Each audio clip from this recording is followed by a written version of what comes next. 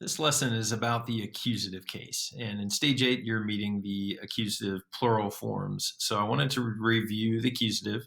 And this one is a nice and kind of brief one here. So two simple rules.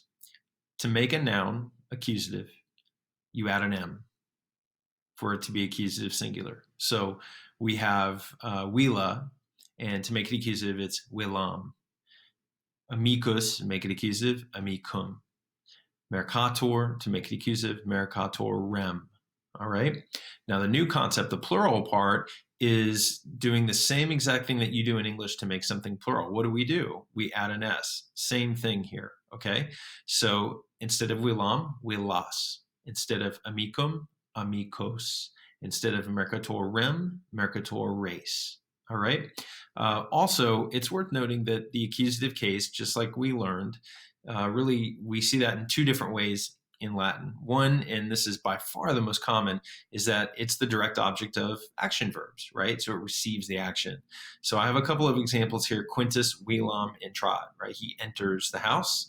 Or here, the plural, the new form, again, ending in S, just like we do in English. Quintus greets his friends, amicos. All right. The other thing that we have in Latin, the other reason you might see an accusative in a sentence is that we have some prepositions that take an accusative object, and it's a bunch of them. And you don't need to memorize those prepositions, but they do show up. So, for instance, if Quintus is walking through the house, per is the preposition that means through, and so we would say per velam. Or if he's walking or here festinat, hurrying to a bunch of merchants, we would say ad mercator res. Okay, so again, accusative case, two simple rules. To make it singular, it's an M. To make it plural, it's an S. Good luck.